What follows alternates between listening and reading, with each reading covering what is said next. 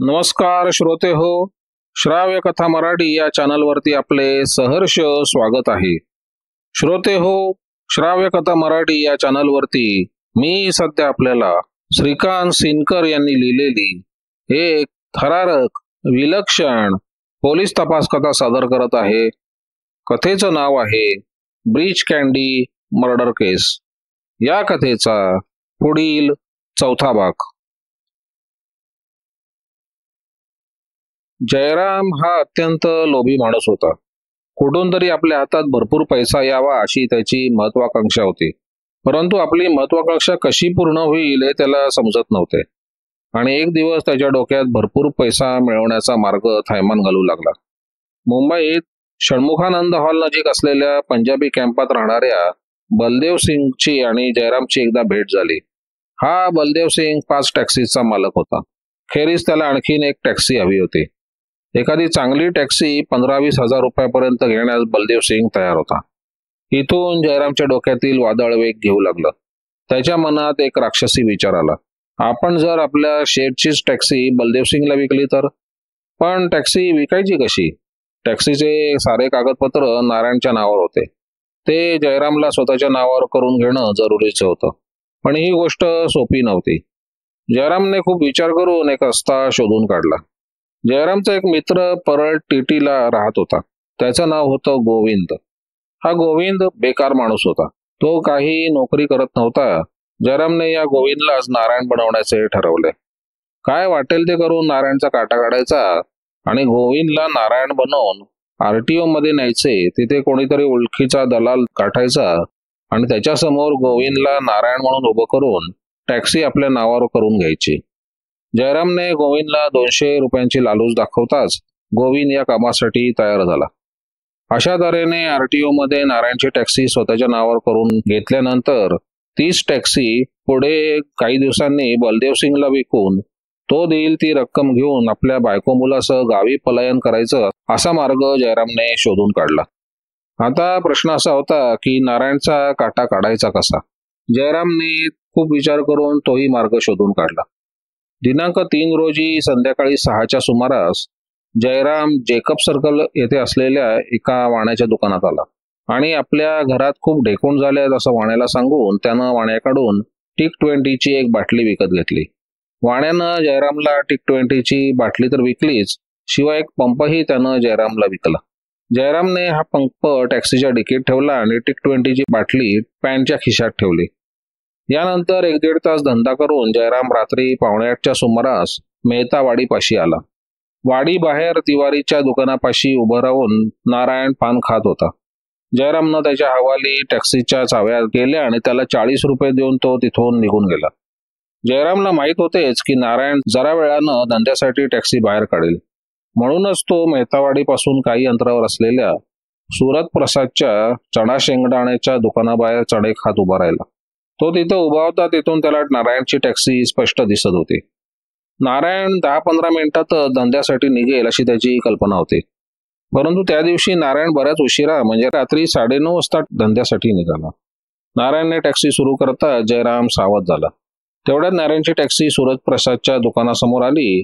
तसा अच्छा चलता हो असं सूरज प्रसादला सांगून जयराम वेगानं हम रस्त्यावर आला आणि हात दाखवून त्यानं नारायणची टॅक्सी थांबवली.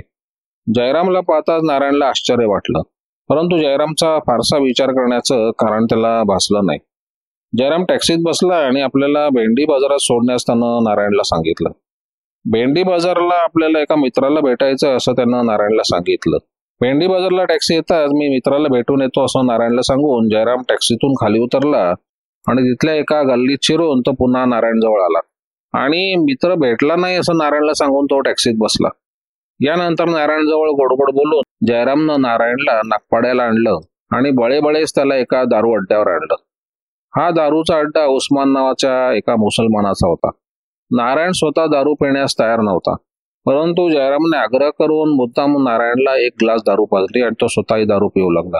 नारायणला दारूची थोडी नशा चढताच तो मूर्खासारखा बरळू लागला. त्याबरोबर जयराम समजून चुकला की नारायणला आता नशा चढू लागली. त्यानं जबरदस्ती नारायणला आणखीन एक ग्लास घ्यायला लावला. या ग्लासमुळे ज्याला दारू पिण्याची सवय नव्हती त्या नारायणला दारू चांगलीच चढली आणि त्याला धडपणे बोलताही येईना. एव्हाना 11 वाजून गेले होते.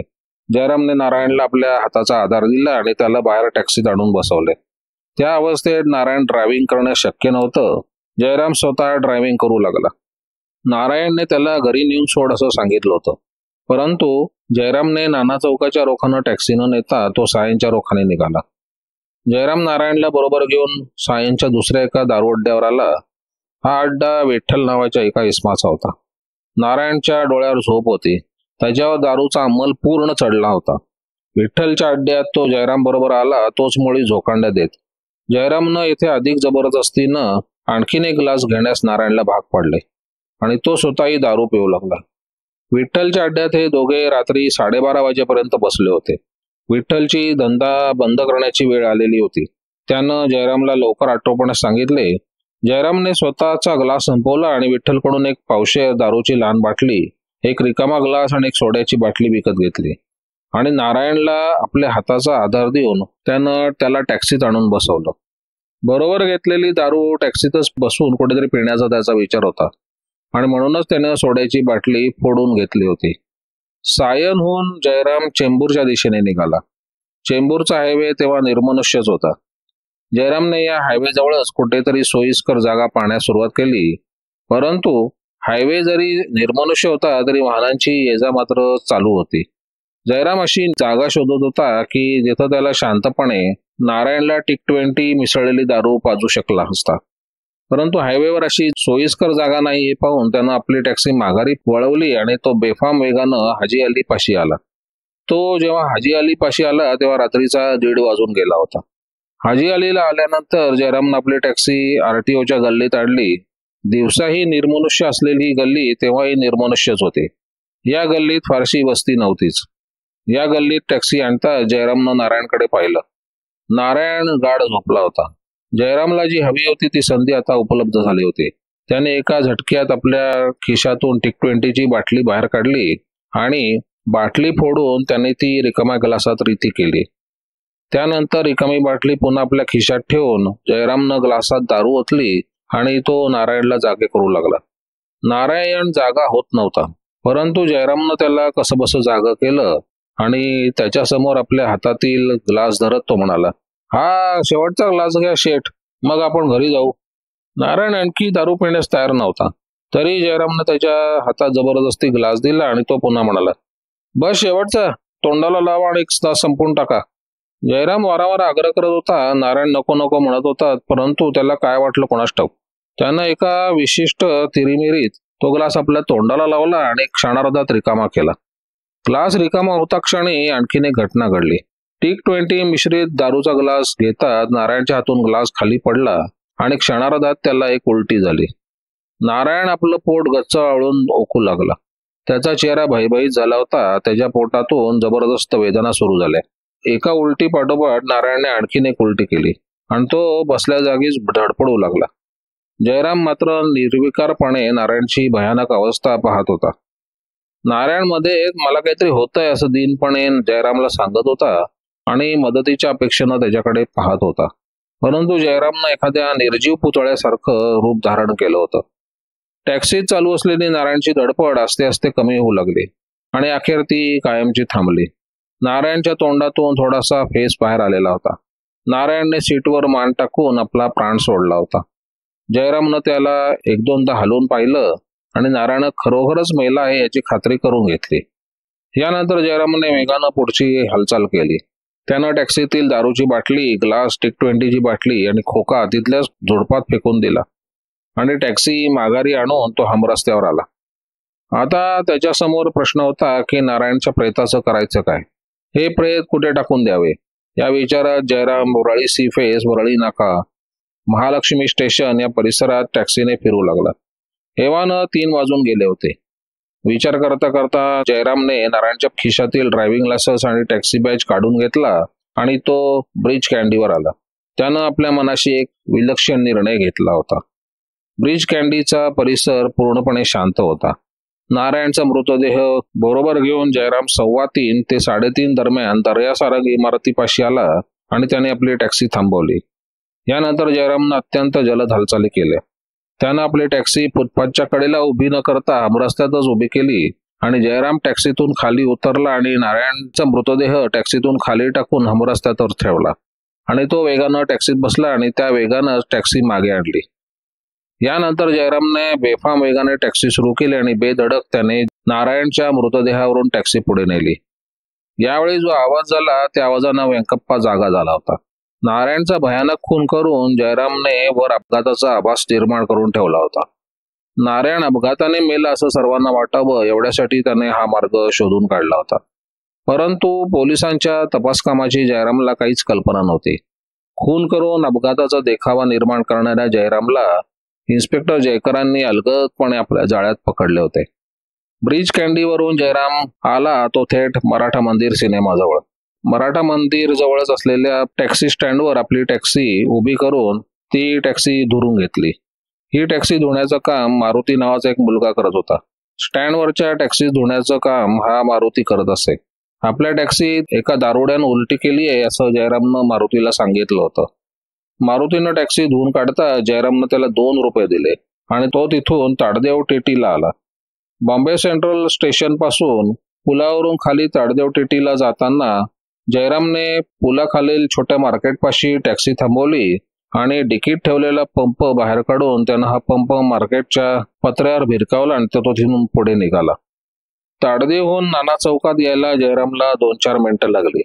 पहाटे 4:30च्या सुमारास जयरामनं टॅक्सी मेहतावाडी बाहेर उभी केली आणि टॅक्सीच्या काचा वर चढवून तो टॅक्सीतून खाली उतरला.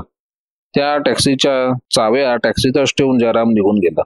मात्र निघताना टॅक्सीत असलेली प्लॅस्टिकची पिशवी बरोबर घेण्यास तो विसरला नाही. याच पिशवीत नारायणने आपल्या टॅक्सीचे RTOचे सारे कागदपत्र ठेवले होते. मेहतावाडीच्या दारात टॅक्सी ठेवून जयराम सरळ ग्रँट रोड रेल्वे स्टेशनवर आला आणि तिथून तो लोकल गाडीने एल्फिस्टन रोडला उतरला आणि चालत परळ टिटीला आला. जयराम जेव्हा परळ टिटीला आला तेव्हा 5:15 ते 5:30 वाजले होते. त्याला गोविंदच्या घरी जायचं होतं, परंतु एवढ्या पहाटे त्याच्या घरी जाणं त्याला बरोबर वाटत नव्हतं. म्हणून जयराम परळ टिटीच्या परिसरातील निरनिराळ्या हॉटेलमध्ये बसून चहा पिऊ लागला. त्याला 6 वाजेपर्यंत वेळ काढायचा होता. सकाळी 6च्या सुमारास जयराम गोविंदला येऊन भेटला आणि त्याला बरोबर घेऊन तो एका इराणी हॉटेलात बसला. जयराम या इराणी हॉटेलात बसला होता तेव्हा ब्रिज कँडीवर सब इन्स्पेक्टर कामत पंचनामा करत होते. तर त्याच वेळी जयरामची बायको रामप्यारी भोईवाडा पोलीस स्टेशनात बसून आपला नवरा बेपत्ता झाल्याची तक्रार नोंदवत होती.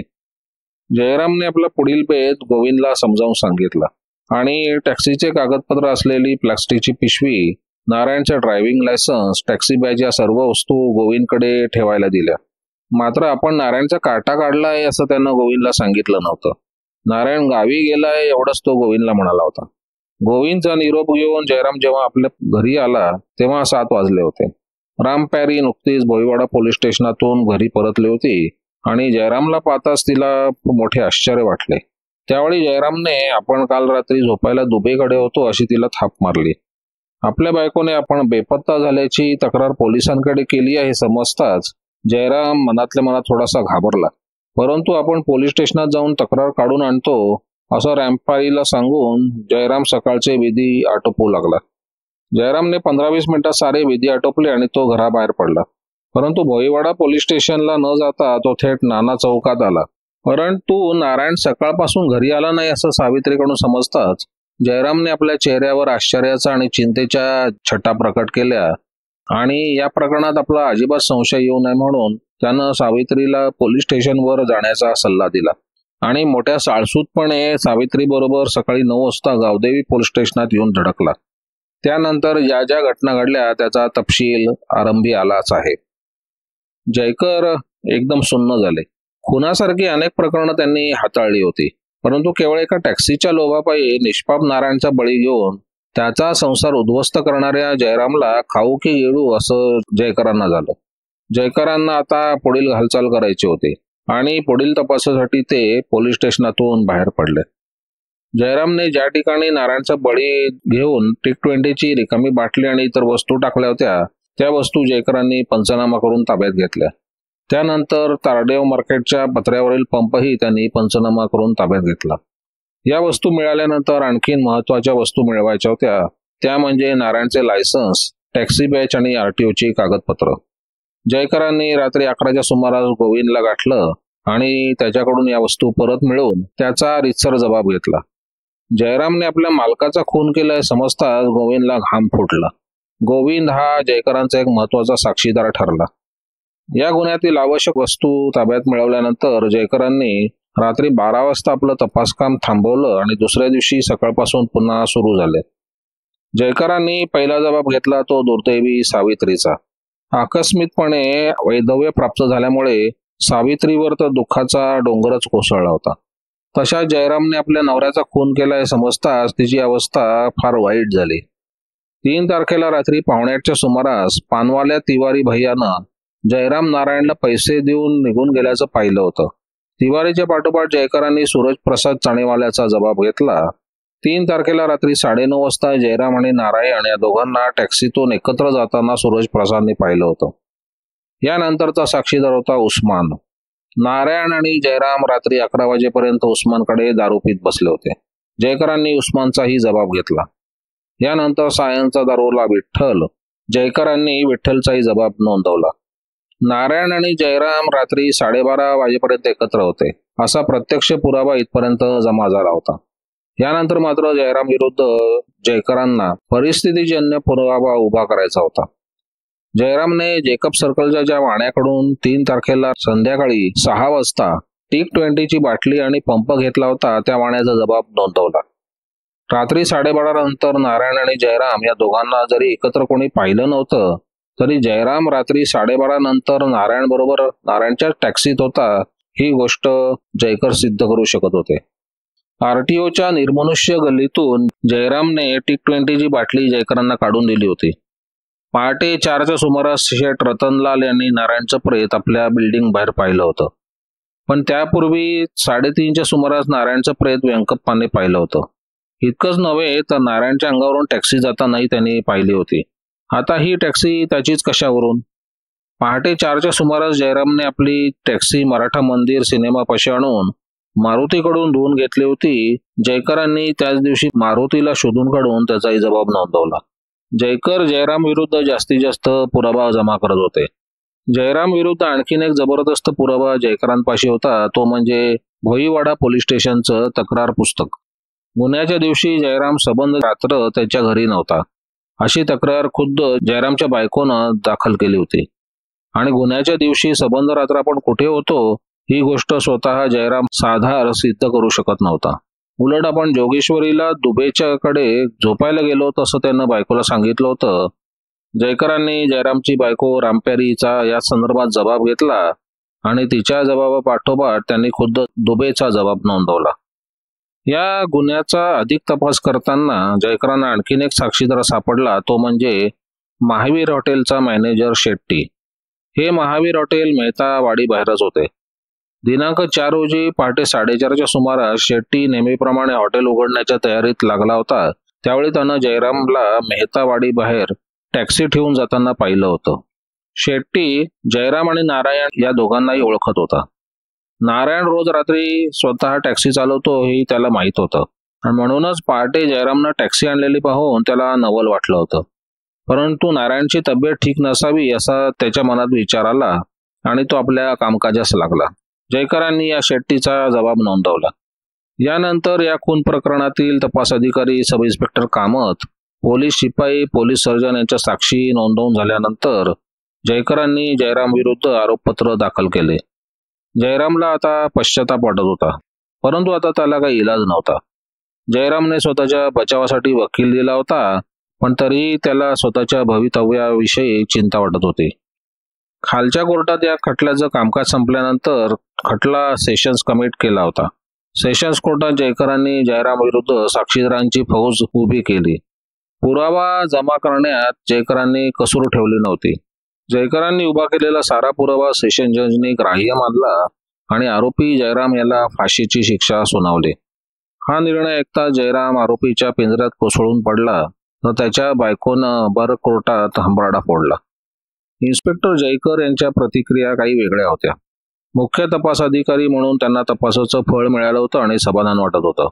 पण तरी त्यांच्या मनात कुठेतरी खंत होती.